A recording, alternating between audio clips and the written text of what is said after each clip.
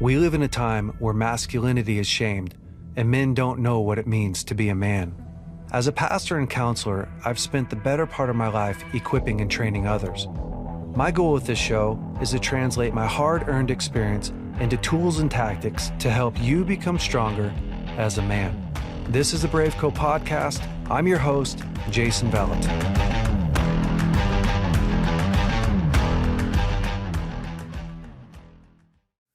Benji, thanks so much for coming on our BraveCo podcast.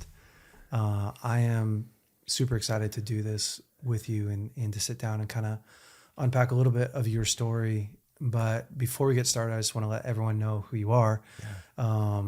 So Benji Nolot, I just actually asked you how to say your last name.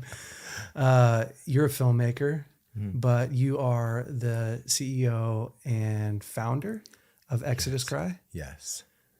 Which basically exists to shut down, eradicate pornography, sex slave trafficking. Yeah. I mean, change the culture in our society today, which is massive. You guys have some really big campaigns going on right now. And we're going to talk about those. We'll unpack some of those and maybe even stuff that I don't know about. But you guys did... You guys put a major crushing blow to Pornhub. Was that 2 years ago? Yeah. Can you explain that just for a little bit? I want everyone to know, like, coming in, just like give us a little bit of what that campaign was about and what actually happened there. Yeah. So at the end of 2019, going into 2020, one of my colleagues had been investigating Pornhub, their kind of like website and their model for distribution of pornography. Yeah. And it's a user-based upload model. So it's kind of like the YouTube of porn, which has become kind of like the prominent way for porn to be distributed online. Right. So what she discovered is that their moderator system was like painfully insufficient, negligible, whatever you want to call it. Yeah. And so basically anything can get posted. No one's really editing it or checking it or making sure that it's kosher. Yeah. And so what she discovered is that Pornhub is infested with videos of real abuse, trafficking, rape, all these things. And it was a crime scene. Wow. And so she wrote an article in the Washington Examiner called "It's Time to Shut Down Pornhub." And basically the focus was exposing how their site, their model is enabling and, videos of real trafficking, all these things to be on there, and that they're profiting from that as well. Holy smokes. Then when things were being reported to them, not doing anything about it. So it's a bigger kind of like crime story. But that article struck a nerve and it like went viral, and all these other outlets were picking up the story.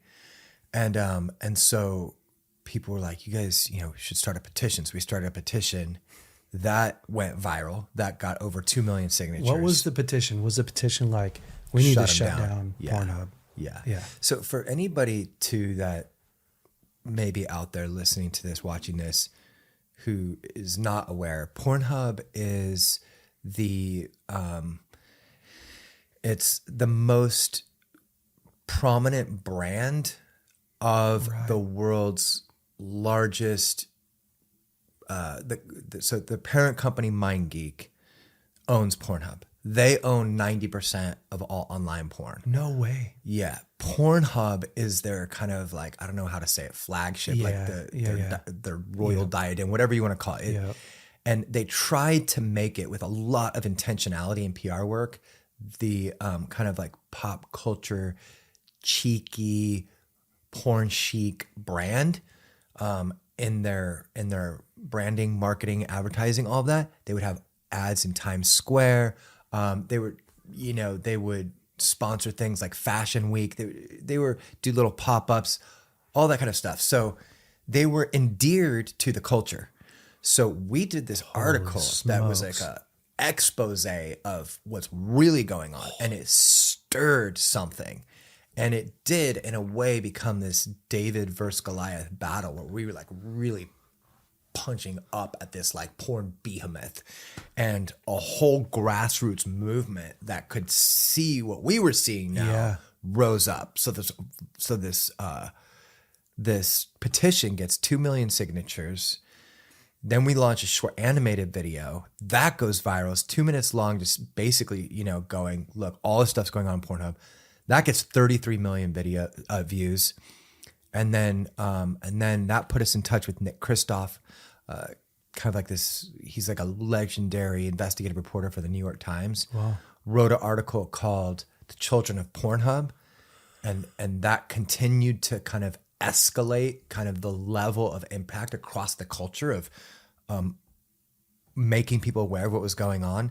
So then that put us in touch with the credit card companies, and who then pulled out from Pornhub when they were made that was aware. like a major blow, wasn't it? That was a death blow. That was like, that was like a, what is that bomb I saw? I recently heard the name of one of our bombs. It's called the mother of all bombs. Like literally like the Moab. Yeah. It was like dropping a Moab on them. And so all these credit card companies were like, we don't want to be associated with Pornhub. yeah. And they went, you can't use our services. Yeah. Whoa. Yeah. So we hit them with a torpedo on that one. And then we kind of put out a list of demands, like you got to remove the download button, delete all the videos that are unverified, a bunch of things. So they deleted 80% of their website, removed the download features, to fundamentally alter the whole model that they were using. But for us, we have so much evidence and whistleblowers and from inside the organization and stuff showing the complicity of the executives, as that it's like when Harvey Weinstein was being exposed. Right. People were like, hey, you should stop taking advantage of and raping these young actresses. That wasn't the message. It was like, this guy needs to go to jail. Right. And so we're contending for a higher level of accountability. And so now there's like the thing has spread, which is what it started as our little campaign called Trafficking Hub.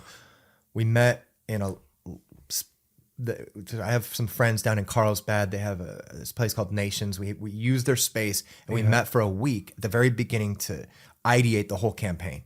The thing launched, all this stuff went viral, and then it became a movement. Dude. And all these organizations and law enforcement, like surreal. Yeah, it was insane. Yeah, because it's like I picture it. It's like you're pulling a thread, and all of a sudden the whole sweater just starts to completely unravel. Because surely you didn't think when you started that, you didn't think like, oh, we're gonna drop the Moab. Like this is gonna go. Yeah, it shows you the power though of when people jump on board, when the everyday person jumps on board and goes enough. Like there's an army of people. They just don't know that they're an army. People have a lot of pull. So there has to be people inside of Pornhub that hate you. Yeah. Is that, do they know who you are? Not just in Pornhub, but in the whole porn industry. Okay. I recently did a podcast. Are you famous in the porn industry? Well, I recently did a podcast with a lady who I actually really like. She's a very cool person. She happens to be one of the more prominent faces in porn in terms of like following and things like that. And I was on her podcast. Like she promotes porn.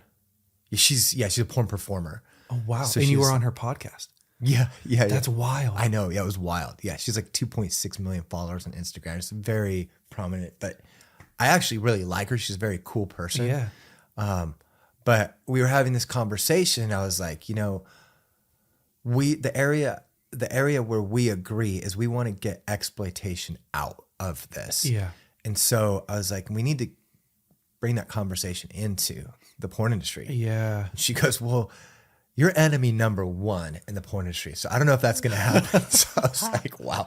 It was kind of like it was a surreal moment of just, what is happening? And there's a backstory to this, which I'll tell you off camera. Unfortunately, sorry guys. No, it's all good. But seeing what's happening now, Yeah. the things that have been set in motion is, it's. I think they're very providential in some ways, and but the thing that has resonated with the larger culture is just this aspect that like. And what I love seeing is people just going like, dude, like this is not okay. You know, I mean, the Me Too movement, Right. you know, the thing that Harvey Weinstein being exposed to Me Too is people understanding the severity of like the sexual exploitation and harassment and, you know, the trafficking and just people wanting to see that eradicated.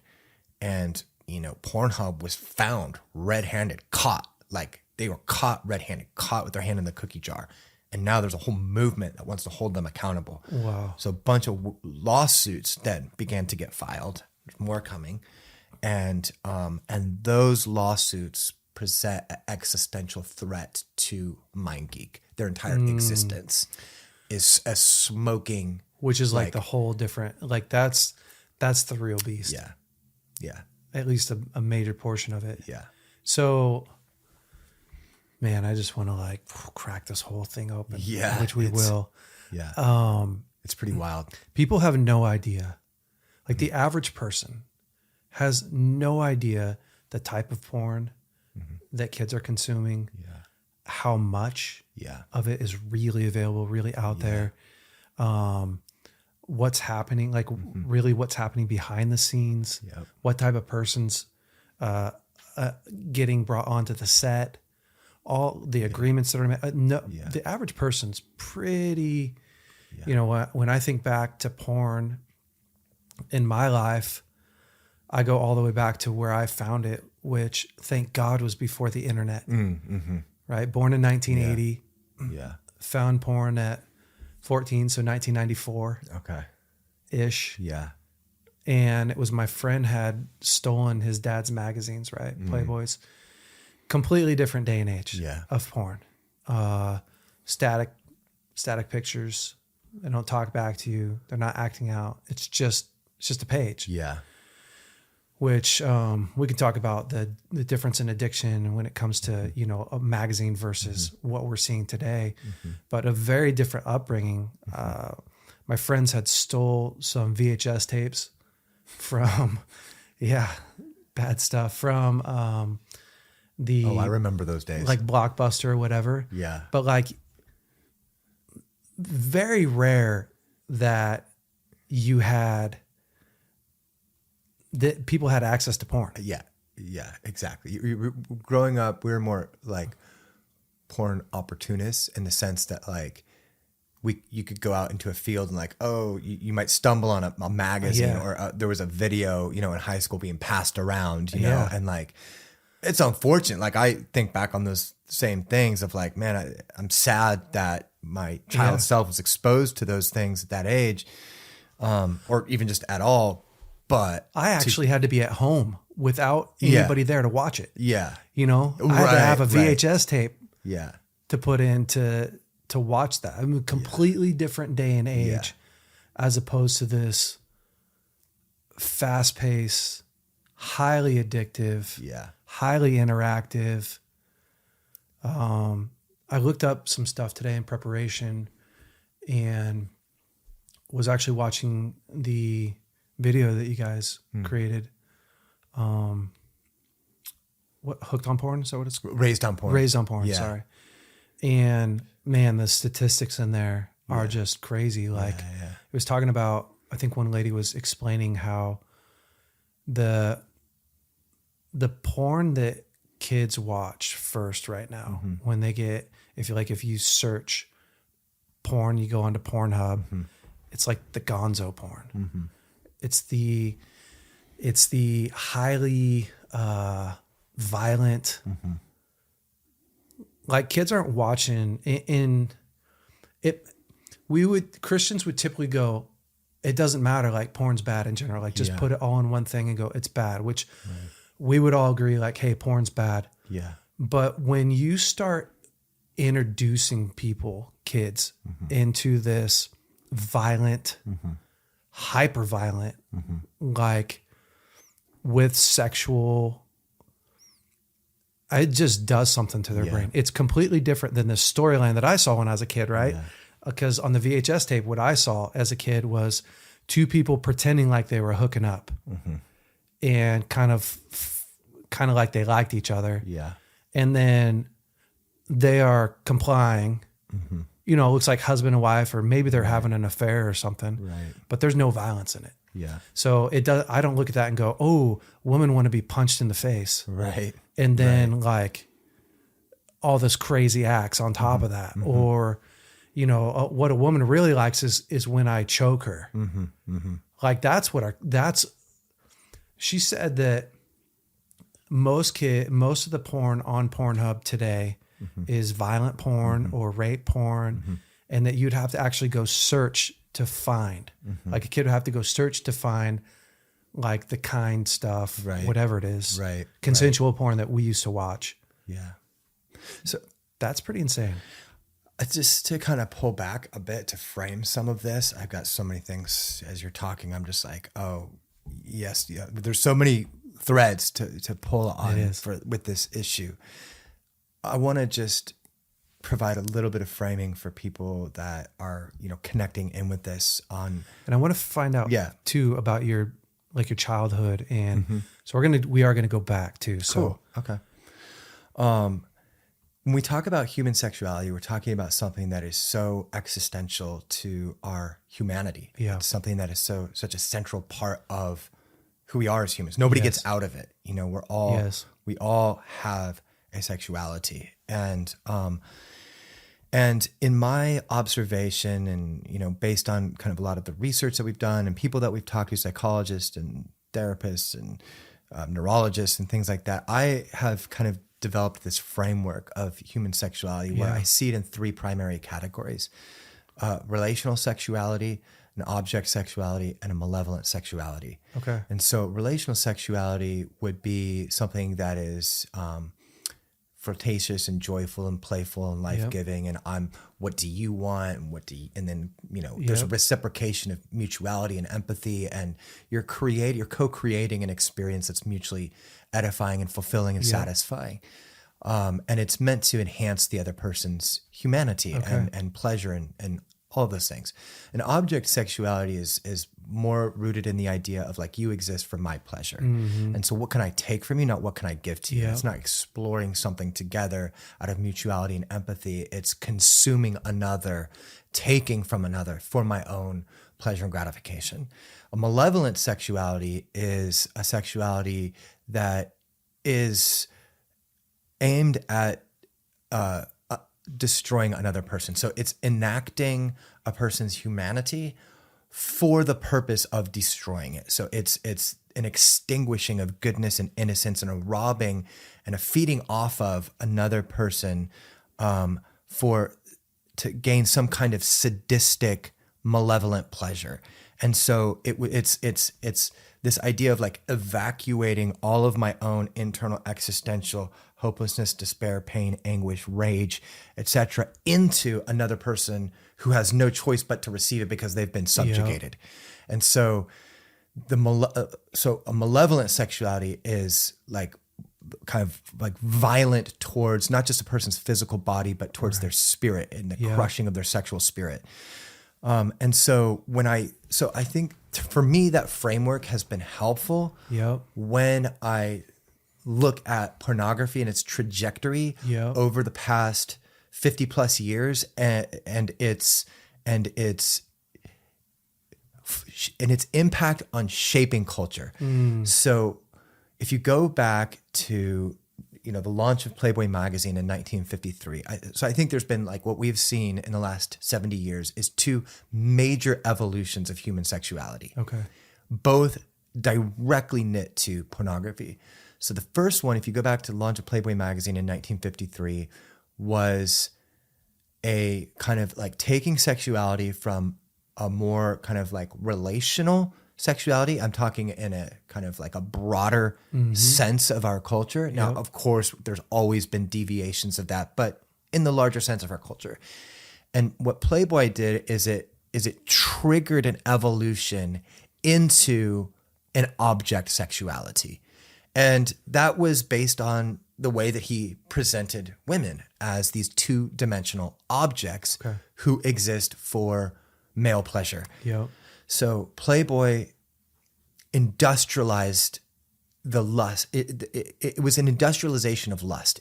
Every image was meant to capture the lustful gaze of men, and on the male side of it, and to view women as objects. Yep. Somebody asked you, Hefner, in an interview, do you worry about objectifying women? And his answer was, women are objects, are sexual objects. So he wasn't like shy about that point. And so, but as social beings, you know, for young men growing up in this world and beginning to learn about sex through this introduction of pornography into our world, I think began to internalize the message of Playboy and the construction of their ideas about who women are. Yeah. And it's such a powerful and like potent, visceral visual medium that combines neurological arousal, physiological arousal, but also the infusion of a story, like deep into the social fabric of our being. And so what we saw is human sexuality go from something that was in a more widespread way associated with like this relational idea of like relational sexuality to an object sexuality. Yeah. And that was catalyzed by Playboy. So then the internet came along, and this is a very long-winded way of getting to your point. I love it because it's super interesting. Okay. Yeah. I wanted to bring it around to the point that you brought up is because some people might be listening to this or watching this and hear you talking about like the violence, just not having like a great, like, what meaneth thou this? Like, why? How did we get here? Yeah. Yeah. And so the internet comes along, and what happened with the internet is, since sexuality triggers novelty, you know, drug addiction, you need more. Sex addiction, you want different. It's more of a novelty addiction. Yeah, that's interesting. Can you say that again? So drug addiction, you want more. Like, I want more heroin. I need more. Keep getting higher and higher and higher. Yeah. Yeah. The sex addiction, you want different. I need a different person to see. Yeah. You're not trying to get higher. You're trying to get arousal. And what brought the arousal at first no longer works. Yeah. So you need new and different. Right. And so there's novelty. And so when the internet came along, what happened is that now, to your point earlier, people had so much accessibility to porn in an anonymous way. Like, you could be in your bedroom under the sheets, like on the internet, you know, and that people were just being mainlined pornography straight into their veins. There was so much consumption of pornography and so much more pornography now available at the click of a button that it quickly began to evolve in terms of the escalation from this to this to this to this. And what it became is very violent. Yeah. And so what Gail Dines was mentioning in Raised on Porn is this genre of gonzo porn, which is kind of violent in nature. And so what we've seen happen, what we've seen happen is now this second great evolution of human sexuality in a widespread way.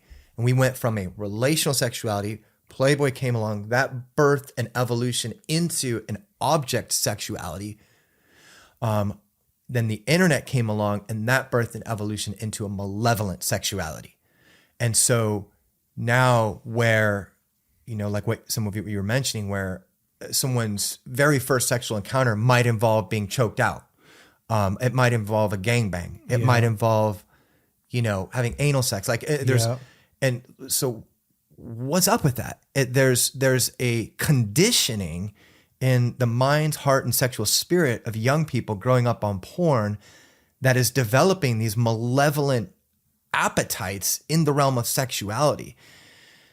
So I've met with some of the pornographers who are creating that stuff, and it's very intentional in terms of what they're trying to do. And maybe we can touch on that in a minute, but Yeah. I wanted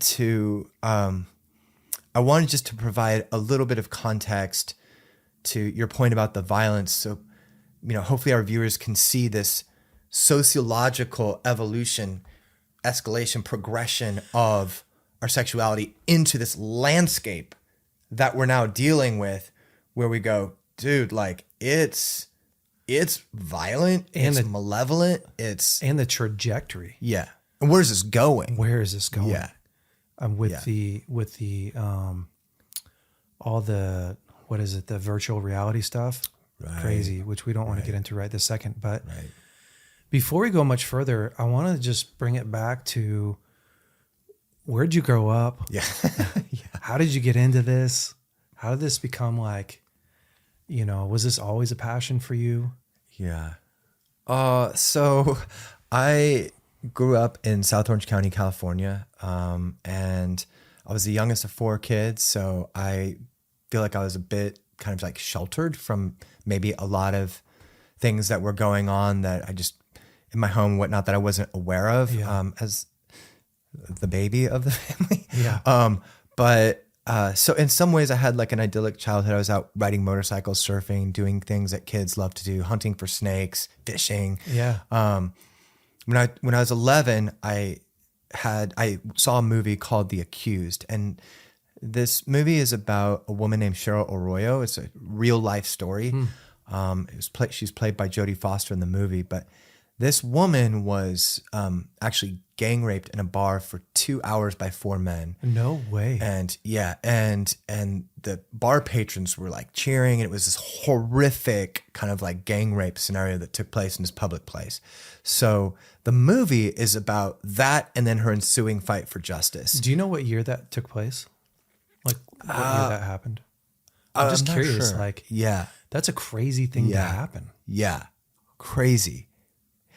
And so I see that as an 11-year-old. And what happened for me is it kind of like awakened me to the knowledge of the presence of evil in the world. Yeah. And so my heart just became like pierced with this idea that rape has to be the worst thing that could ever happen to a person. Right. And, moving on from that, I mean, I had no ability to like process Right. that at 11. Absolutely. But it left a mark on me. Yeah. And then a number of things happened throughout my life, but just to kind of fast forward to my burning bush moment, what I would describe as my burning bush moment is February 3rd, 2007, discovering the issue of human trafficking and like learning for the first time that this idea of rape, that it wasn't a thing that was happening, on the fringes of society, one here and one there.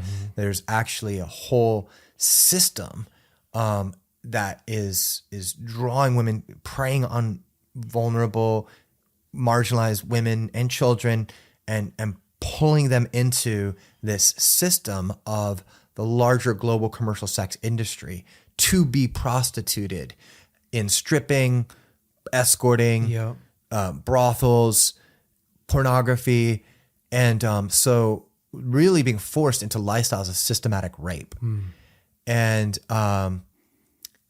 there's like cam footage in some of these brothels where you'll see like there's like a hallway and then some rooms, and there's nothing but a sheet that they open and close to go in and out, and the men come in, do what they do, leave, the next. This is the lifestyle for a lot of like these people who are trapped in this this hell, this nightmare.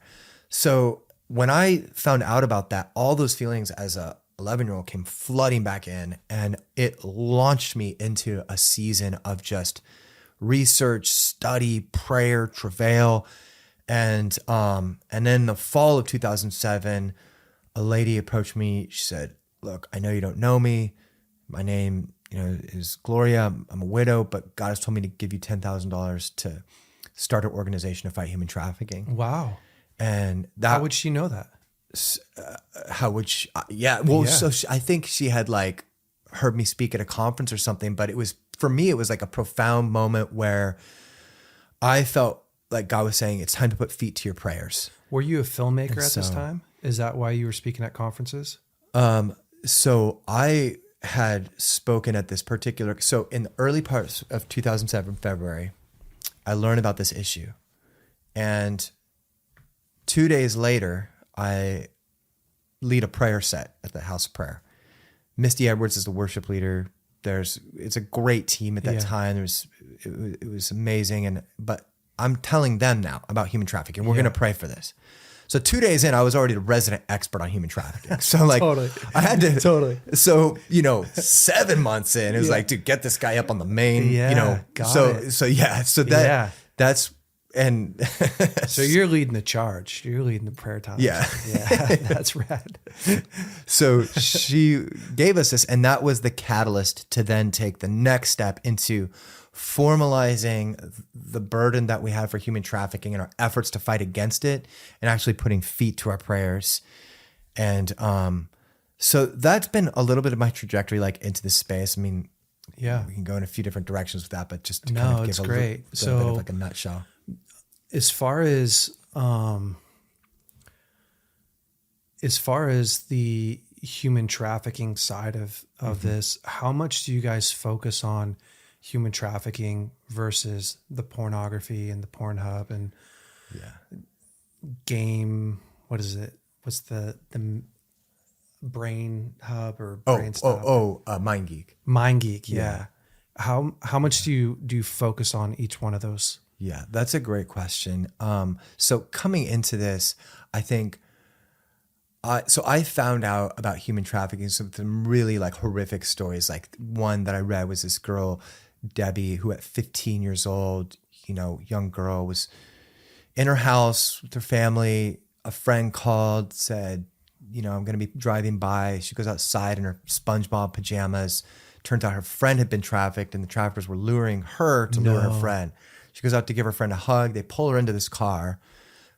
They blindfold her, put a gun to her head, drive her around the city to disorient her, take her to an apartment, gang rape her, put her in a little dog kennel, and prostitute her out for 40 days before she's eventually found. There's some tip that's given, and they find her. So we know her story because she got found. Wow. But like it. So for me at first, like I was like, that's what trafficking looks like. It looks like somebody gets abducted. Yeah. And then when this widow gave us those initial funds, and it kind of like catalyzed our efforts to take it a step further, there was so little awareness at that time on human trafficking that we felt like that the best thing that we could do initially was to just help tell this story. Yep. And so we decided to make a documentary. And it was really the process of making that documentary that expanded our understanding of what human trafficking is, how it functions and operates in different parts of the world, and all the complexities of the underlying issues. And so it was really, we found that it was a much bigger, more complicated issue than we originally thought of, like just somebody being abducted. But it was during the filming of that documentary, which is called Nefarious, that we began to see the overlap of pornography. Yeah. And so it would be like, going into a red light district in Amsterdam, and there's pimps, they're handing out pornography, advertising the girls in the windows or the sex show down the street. And so we saw where pornography was being used to market women in trafficking and prostitution. That was one thing. Then we saw that we learned through talking to survivors that some of them were actually used in pornography. So they were trafficked and then they were forced to make pornography. And then we saw, as we talked to Johns and sex buyers, how the one commonality among all of them is that they had a history of pornography consumption. And so we saw how it was fueling the demand side of trafficking. And then we started to investigate the porn industry a little bit, doing some interviews and things like that, and began to learn that the entire backdrop of like mainstream pornography is a system of coercion. And that is an element of trafficking. And so we began to see where even the mainstream porn industry was operating in a realm of trafficking. And so during that journey of making Nefarious, we began to understand and see what a massive role pornography had in this. And so after we released that in 2011, 2012, we went back to the drawing board and whiteboarded a whole strategy we have to look deeper into this. And that started a whole new season for us. Man, I mean, it's like overwhelming. Yeah. Because it's so deep. Like, how do you get to the bottom of this crazy sexual exploitation? Yeah. Because on one hand, you have the everyday consumer who doesn't really care how they get it, for the most part, or doesn't typically think about, well, where did this come from? Right. There's just a massive demand. Yeah. And on the other hand, you have just people who don't care how they make it. Yeah. I mean, what a crazy, twisted world. Yeah. Man, it is just so overwhelming. I think the most disturbing thing about it for me so when we had this like whiteboard strategy session, we talked about going after pornography from two sides, from the public health side, like the public health crisis side, to the human rights crisis side. Yeah. And so we looked at how is porn impacting consumers, and then, how is it being made? What is its impact on those who are being used to create the porn? So we wanted to address it from public health, human rights, two different sides. Yeah. I think, and both are honestly just so disturbing. Having spent time in the space now for 15 years, it's just, there's so much to unpack on both sides of that. But I think the thing for me that stands out like the most is, and it's hard to even put it in those terms, but just knowing that children are being exposed to this, because a child would not conceive of the things that they're being exposed to. What you have is this small demographic of pornographers in the San Fernando Valley who are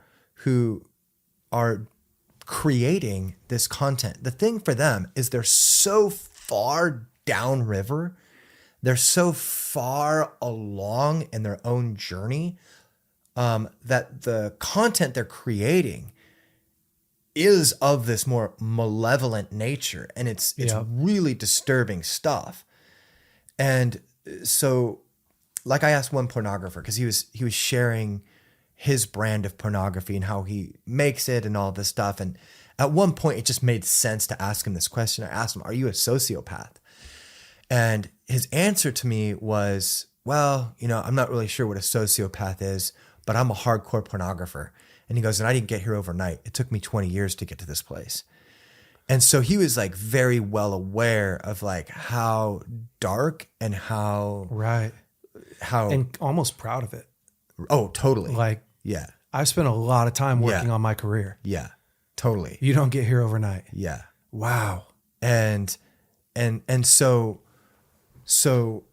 there are people like him who are so far, their conscience has been so seared, their hearts are so callous.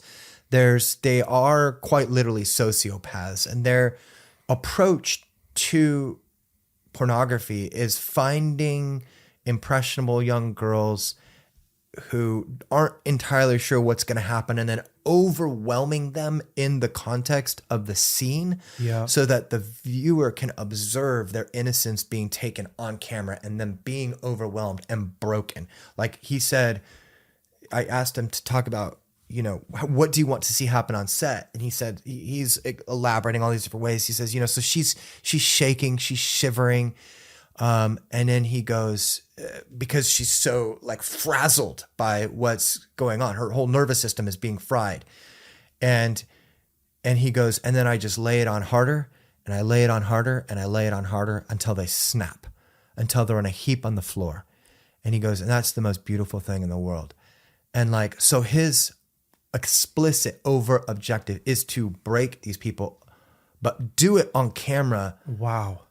So that viewers at home can consume it, because it becomes the heady whine of the person whose sexuality has evolved into a malevolent sexuality that needs that more sadistic consumption of innocence to get that arousal. And so bottle that up, and now imagine that is what is being fed to a generation of young kids. So for me, like, that's the most disturbing thing about it, where I go, some people are pro porn, this, that. Yeah, everyone's got different views on everything. Right. I think the area where we can like all agree in this culture is that this is, and I don't even want to call it adult content, because that gives it some kind of like legitimacy. I think it's criminal, but it's called adult content specifically because it's not for children. Yeah. Yet a whole generation of children is being exposed to this inadvertently, unwittingly. It's trespassing into their lives. It is unwanted sexual exposure. It is literally a neurological assault against their sexuality. Yeah, it really is. And I think that we all can agree that like we don't want that to happen. Yeah. Like there was this phrase on your guys' website that said porn is now like the global sex education for kids. Yeah. And it like you don't really think about it, but oh my gosh, the average kid is 8 or 9 years old when they're exposed to porn, or as young as 8 or 9, all the way up to 11 years old, and experiencing learning about sex in relationship, boy or girl, doesn't really matter.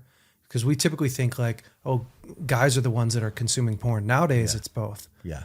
And so a young girl who's 11 years old and is watching porn, who's already in maybe a little bit of pain, disconnected relationship with her parents, and maybe that's the place that she's going to find a little bit of excitement or comfort, or all the reasons why we use pornography. Mm-hmm. She's learning, this is what you have to look forward to in relationship. Yeah. This is what guys want. Yeah. This is what girls want. This is what being a sexual being looks like, is you are objectified, you're dominated, and that's supposed to be pleasing. Yeah. What a problem. Yeah. As an understatement, like talk about a pandemic. Mm-hmm.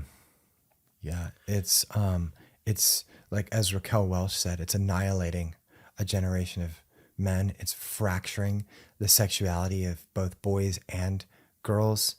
And it's so just kind of like pulling back from that, observing that, framing that, there's the question, what now? And for us, that's why we've tried to begin to deploy some of these campaigns, is so that we can move the needle on how pornography is able to even be in our world, similar to the campaign that was undertaken to around smoking, and where at one time you can go anywhere without people are smoking in their cars and restaurants and everywhere. There's smoke everywhere. And doctors are going, oh, that's good for you. Here's the brand we recommend. Yeah.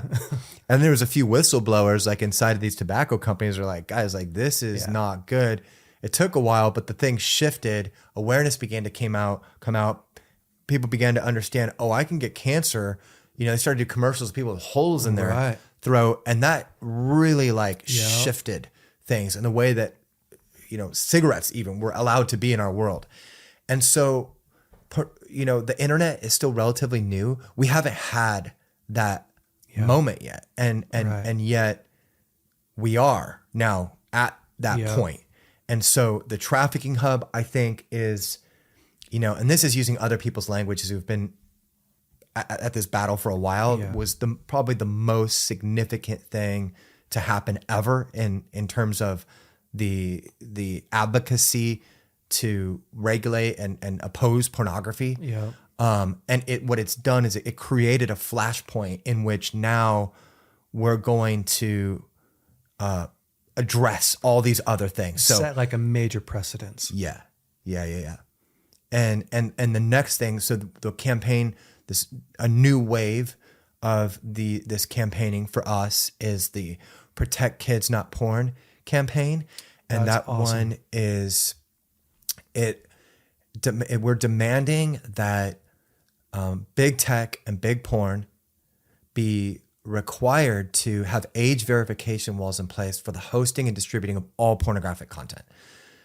So right now, anyone can get on Pornhub? Or Anybody can get on Pornhub. Anybody can get on Google, hit the wrong button, Pokemon images, and boom, a whole porn thing could pop up. It's reckless negligence because of financial motive on the part of these big tech and big porn corporations. On some respects, I feel so naive, right? Because honestly, I haven't looked at porn since I was 16 years old. Once I quit it in high school, I was done. I was completely addicted to it, porn and masturbation. Then, so I had a conversation with Michael Dinsmore 8 months ago. Okay. And I was like, hey, what are you up to? Because we were friends. And he said, man, I'm working with Exodus Cry. And he started telling me all this stuff and about violent porn. I was like, you got to be kidding me. Like, I didn't even know. And I've worked with sex addicts for a long time. Yeah. I just didn't get into the nitty gritty of like, well, tell me exactly what, and I haven't searched anything my whole life on the internet. Never one time searched in. So unless unless you've been in that world, you don't even know. Like it's mind blowing to think. I know that you can get on to the internet and find whatever you're looking for. Yeah. But the idea that a place like Pornhub or doesn't have any way of regulating, like there's not an 8-year-old on there just consuming is mind blowing. Yeah. Yeah. It's criminal. It's criminal. The internet is a city without walls. It is a place where people can openly peddle this visual heroin that you can't just flush out of your system. Right. And now we have the research to know the devastating impact it's having on the sociological, emotional, sexual, neurological development of children and affecting relationships. We're seeing, it's just having such a profound effect. So that's the negative. The positive is like, okay, we're going to do something about this now.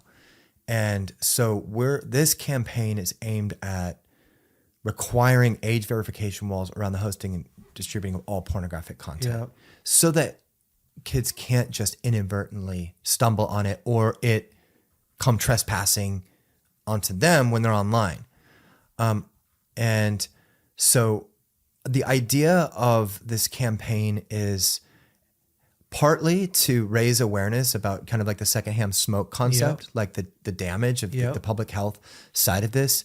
But part of it is also to advocate for deeply embedded and concretized change through law that will make our world safer for the next generation of children. And so I think that, I just think it's such an important undertaking for this moment that we're at in history. I look at Twitter, for example. Twitter is this, multi-billion-dollar company, major social media platform. They welcome users as young as 13 according to their terms and services. Yep. And it's not that Twitter, like that some pornographic content gets through. It is essentially the marketing arm for the porn industry. Wow. As soon as you go to porn, you get your Twitter page, you're dropping porn all over that. That's part of what drives and feeds people to go to the websites, pay for the, da-da-da-da. So there's no, it's just there. And I'm talking the most graphic, heinous, brutal videos just rightly available on Twitter. And so the question for Twitter is, what are you? Like, where's the ethics in that? Yeah, like, are you you're welcoming Right. users at 13. So like, Right. is this a platform for children? But you're also welcoming hardcore, graphic, body punishing, violent pornography to be visible right away. So, or are you a platform for adults? They won't answer the question. Wow. And that's the part of us as a society, or we as a people have to begin to collectively raise our voice Right. together as a movement Yeah. to demand answers. Like, you need to answer for what you are intentionally exposing children to. Right. You're inviting them into a porn universe, and it's criminal. And so this campaign would require, again, Twitter to have to put age verification. Well, like at 13, Yep. you wouldn't be able Right. to get on their site. Which Like, you shouldn't be able to. yeah. And you would have to have a government issued ID in order to. And so that is, Which they got to be fighting. I mean, nobody in the porn industry wants that. Well, at least the hardcore. And Twitter doesn't want that. And I'm sure because right there goes a whole bunch of their customers. Yeah. And their future customers. And it's just, that's crazy. and there's a whole malevolent spiritual reality over it that at some level you just have to pull back and just acknowledge that, like, this is really evil. Mm-hmm. And there seems to be some other organizing malevolent force beyond this than just some bad people. Like, it's really Yeah.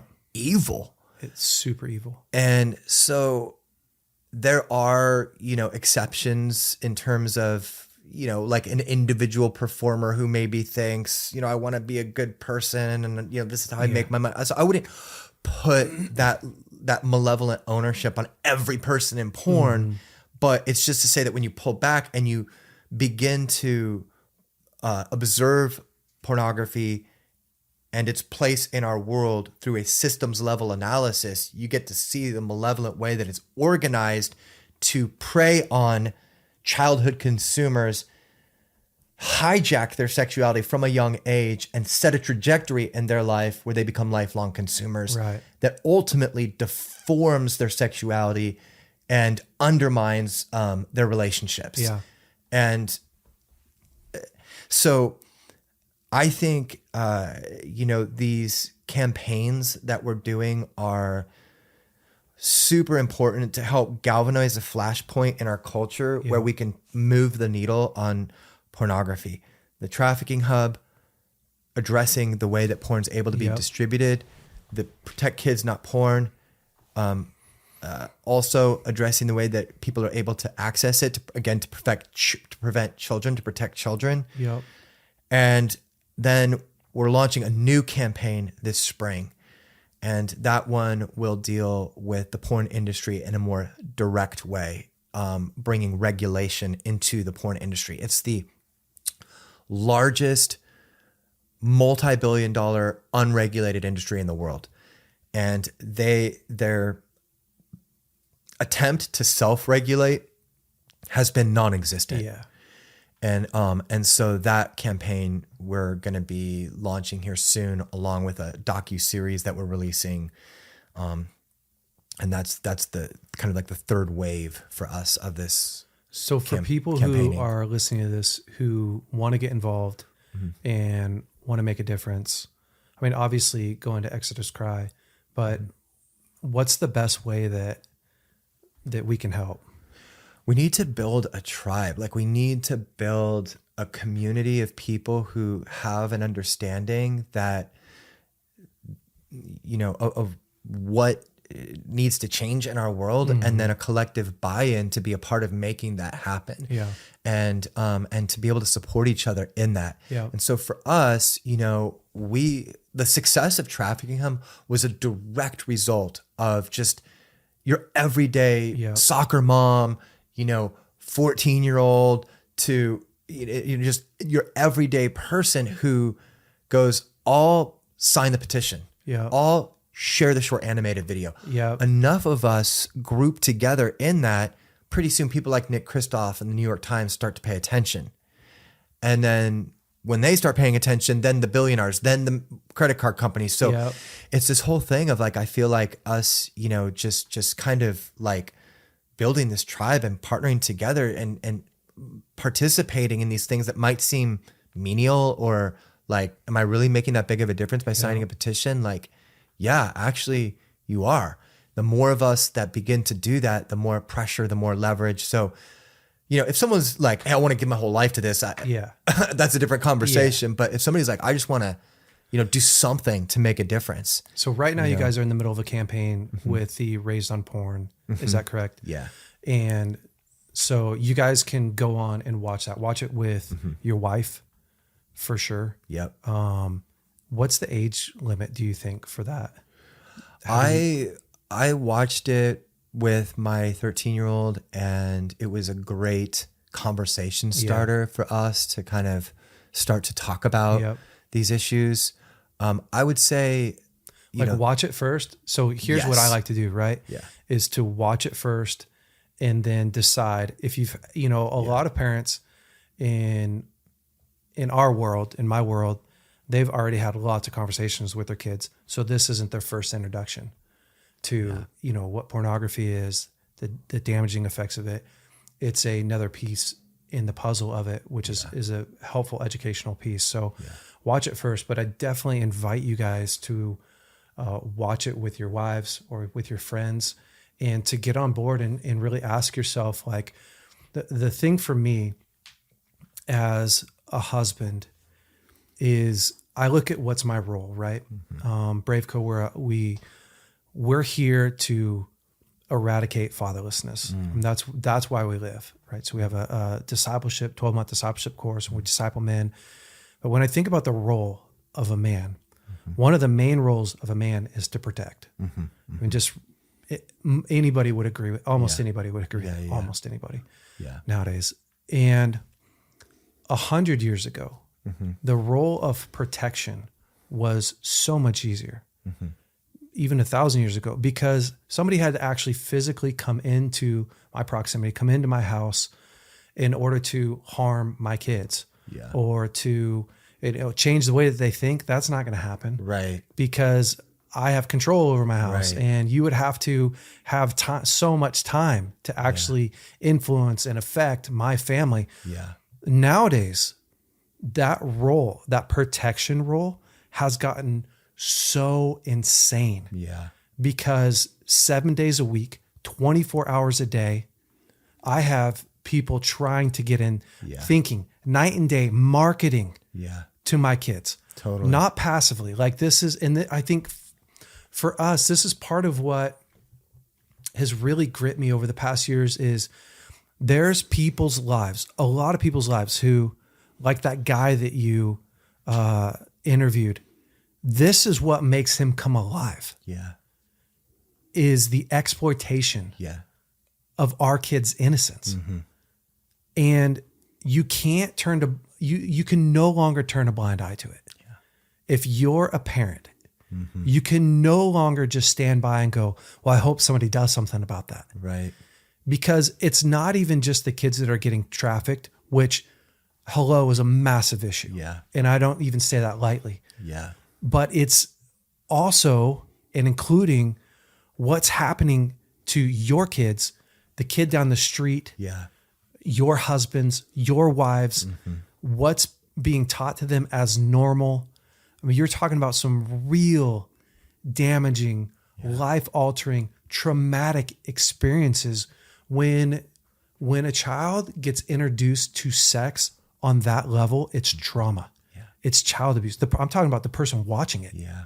Of course, the person who's doing it. Yeah. But the person that's watching it, you would never sit down an 11-year-old and show them a violent video like that and think, oh, that's not traumatizing. Right. Right. I mean, you're talking about life-altering trauma abuse, brain changing, neurological pathways that will take years to rework, rewire, undo. And so to me, I'm like, guys, this isn't like an optional, hey, do you want to have a culture of prayer in your home? Mm-hmm. This isn't like an optional, and there's a lot of things that we as people go, yeah, maybe our family will do this. Mm-hmm. To me, this is like not even a Christian or unchristian thing. This to me goes beyond denominational lines. Totally. This is our children, our families, the global family is being completely obliterated. Yeah. And unless we, the only way that we can really protect our kids is to jump in and be present, decide what's going to be in your home, but then we have to take action beyond that and to help go after the brain geek, the organizations in really practical ways. That's why I love the approach that you guys are taking. You're not just going, hey, porn's bad, don't watch it, but you're actually going after the very specific age, demographic, the way that people are getting access to it. And kind of like death by 1,000 cuts, chopping them down at the knees. Like, I think that's super smart. Yeah. So I want to encourage people that are watching this and listening to this. You can't sleep on it. Yeah. You can't sleep on, as a man, I know I can't go, I'm doing my part to protect and promote and provide a really healthy place for my family. Mm-hmm. We are being completely exploited and robbed. Yeah. And we have to do something. So jumping in and taking initiative, signing the petitions, but also I think being an advocate to me is the next, like, I love how back in 2007 with Misty Edwards? Oh, yeah. Mm-hmm. When you were the resident sex slave trafficking expert. Yeah. He had after 2 days. 2 days experience. Yeah. It's fun. The fun thing about that conversation is you really can be in just a short amount of time now because of the resources that you guys have created and other people like you that you can become an advocate. The average person can become an advocate and begin to, help educate the world around them. So that's really powerful. Yeah, totally. And it's a whole thing. It's a whole thinking of, my house, my city, my country, my world. And, where are we called to make an impact, and like starting with our house, and I'm releasing this book that I've been working on essentially for 10 years now called Raised on Porn, which is a robust resource on the subject matter that can really help be a guide for people to frame and understand the issue, its impact on our world, but also how to help children, yourself, your relationships, all this stuff. So I think, for us, like getting a hold of some resources, starting in our own home, then extrapolating it out to our city, to our nation. And the thing for us at Access Cry is we feel so uniquely called to the front lines of this space that we've been able to queue up some things that are sort of a slam dunk for people to get involved with. Like, dude, like all you got to do, say a prayer, send a donation, sign a petition. I mean, it's really easy to just be like, kaboom, like we're not asking you to go make the whole film. Send us $20 and like, that'll help us make the next one. And so, and you guys have real results,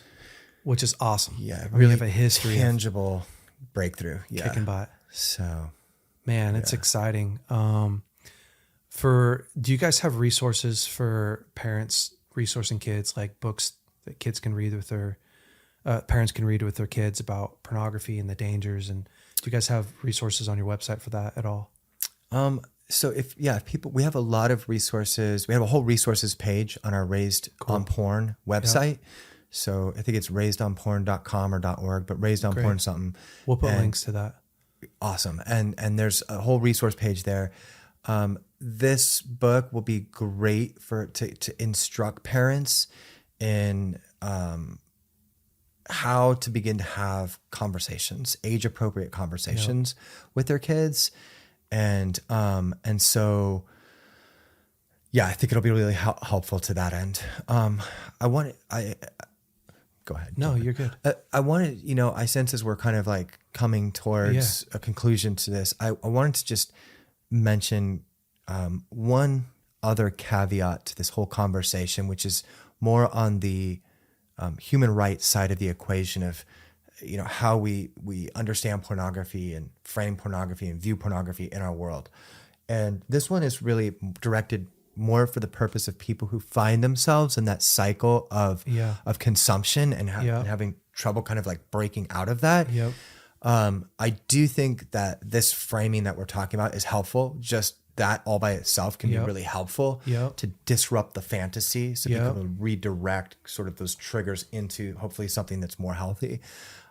Going and working out, going and fishing, finding something that stimulates the brain in a positive way. But when I went undercover into the porn industry, I had, old friends that would, say, I don't know how you do it. I would want to blah, blah, blah, blah. This is, it's going into the porn industry. It was so gnarly when you see how it's made and the lives of the people in it.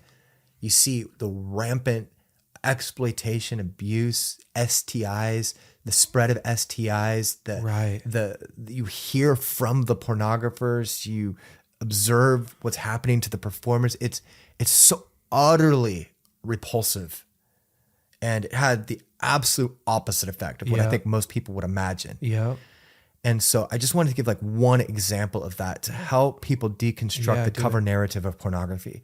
Because the way that this, I'll say this, the way that this malevolent force of darkness, let's call it, evil, spreads in our world is through the creating deception, creating cover narratives to deceive us from the realities of the deeper truth that if we knew, we wouldn't be enticed by.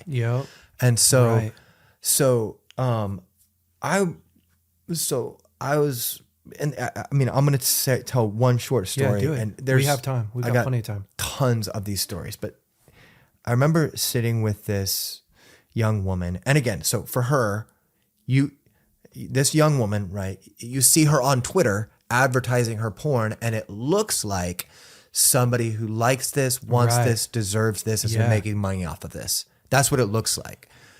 She's living it up. She is the sex worker, the empowered, liberated sex worker, right? They're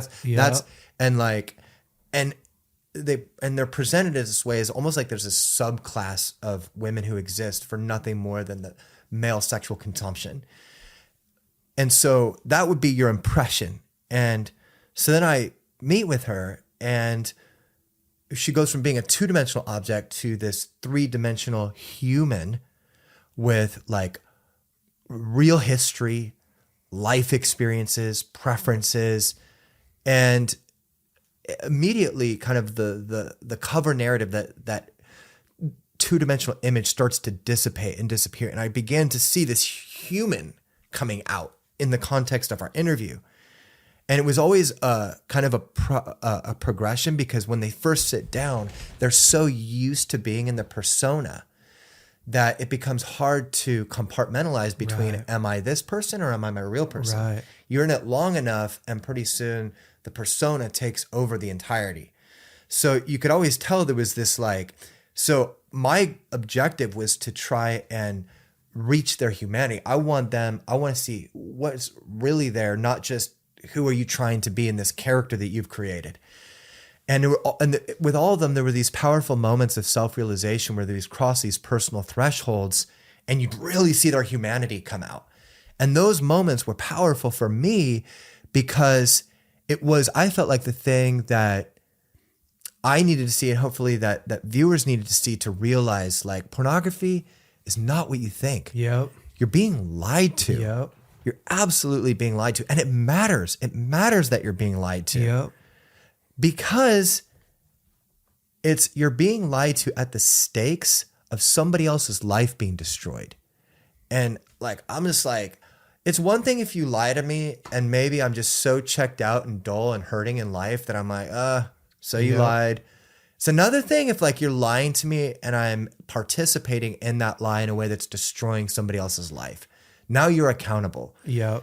And so this girl, her story was so horrific when we really got into it. It was funny because she's trying to tell me like, oh, and then this happened. I'll be like, well, that sounded a little disturbing. And she goes, well, actually it was. And she's like spilled her guts. And I'm like, and so you think even for her, it wasn't what she was planning to do. She just kind of like started to also become aware, like hearing herself talk, like this is actually kind of disturbing.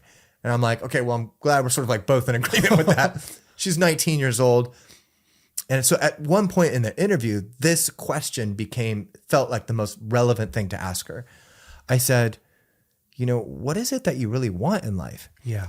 And she goes, tears start to well up in her eyes. And she goes, I just want to be loved. That was like her response to that question. She goes, I just want to be loved. And then I said, what would that look like? And she goes, you know, just someone bringing me flowers. No one's ever brought me flowers before. Wow. And I'm thinking, man, like this young woman has been ravaged, but a total bypassing of her humanity to get there. Yep. And like at a deeper cellular heart level, you just want love and flowers. And so I was so floored in that moment. As the interview, I'm trying not to like break down. I want to keep my composure so she can have her moment, go through whatever is happening in her. But 2 days later, she called us from the hospital. She had been rushed to the hospital by a taxi because she had no one to take her because of complications from all the porn scenes she was shooting. She calls us. I'm like, you know, like we just met, but like somebody who cared in her whole life. Like we're the ones who cared because we asked her a few questions. Yeah, you're the guy that she's calling. Yeah. God. And when we had the opportunity to be the ones to bring her first flowers. Wow. And I just, that moment of her like getting those flowers and what it meant to like, I have dignity.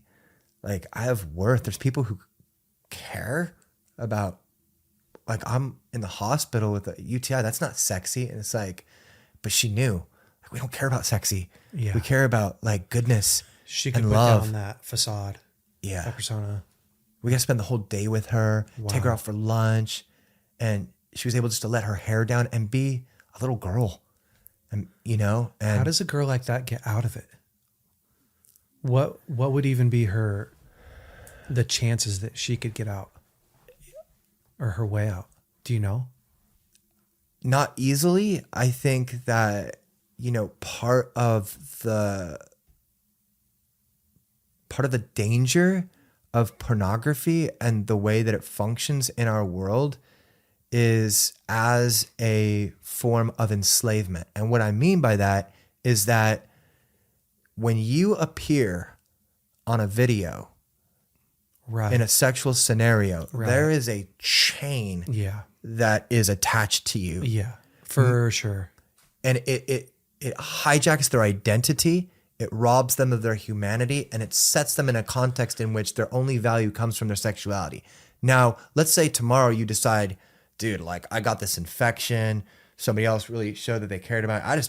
I don't even want to be in it anymore. Well, that video is alive forever online now. You're pretty much blackmailed to that. And so it just on a spiritual and psychological level is so enslaving. And so the first thing is like to anybody who might see this is thinking about starting an OnlyFans, going into porn, whatever. It's like, dude, you know, for me, I'm just like, don't do it. I'm like, think about this decision. There was one performer who said to us, she said, if I had the choice between being alive for another 40 years with all those videos out there versus being alive for 1 year knowing that all those videos had been expunged. I would rather be alive for only the 1 year. Wow. Just with the freedom of knowing that stuff was off the internet. Wow.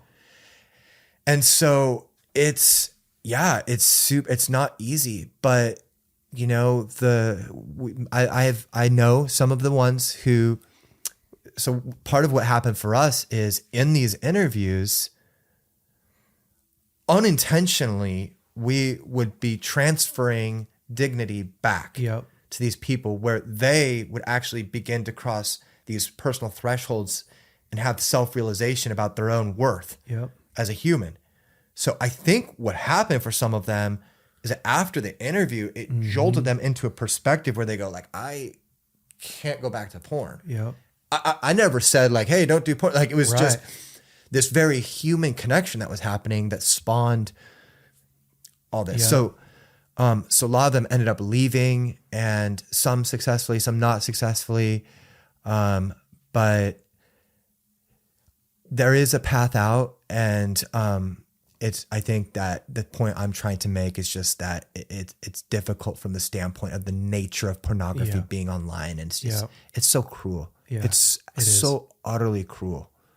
Yeah. And I think going back to your original point, that what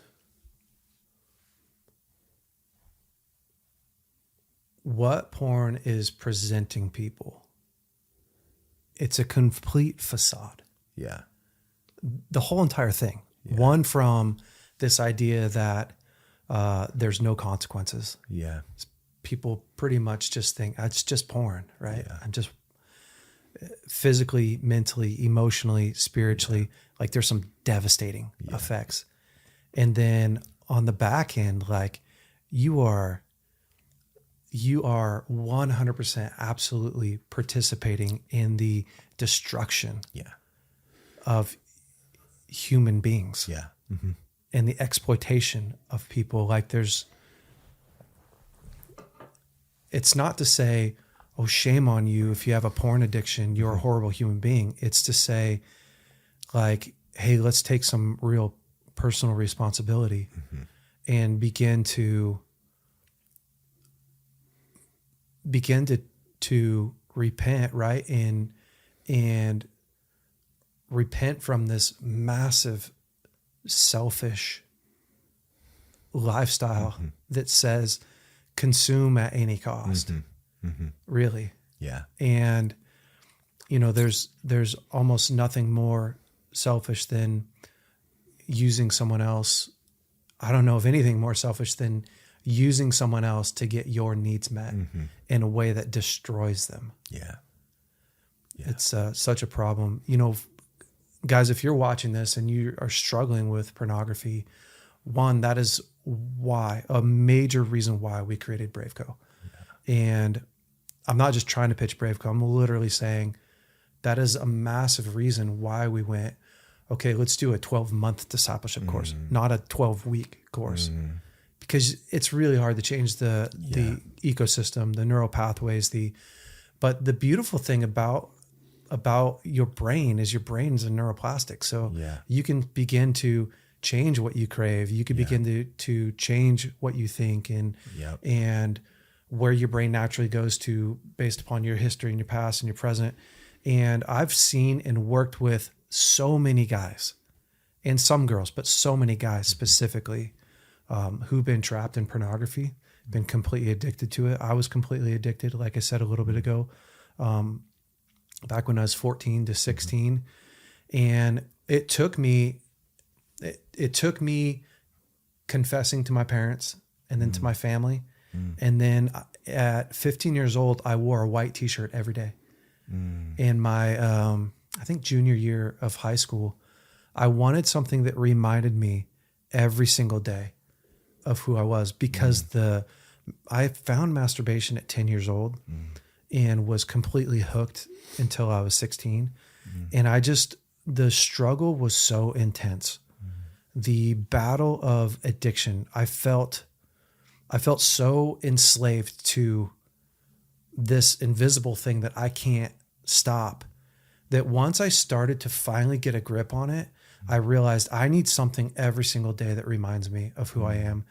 So I started wearing t-shirts every day, which wasn't the cool thing to do, because kids would be like, after a while, after like a week or two, my friends are like, bro, I was so desperate. I would just tell them like, hey, this is my way of reminding me of who I am. And that was my way out. Wow. Like that a physical thing that helped. And to me, all I'm saying to guys is like, you got to do whatever it takes. Yeah. You're going to, the journey out back to full restoration. One, you need to know it's 100% possible.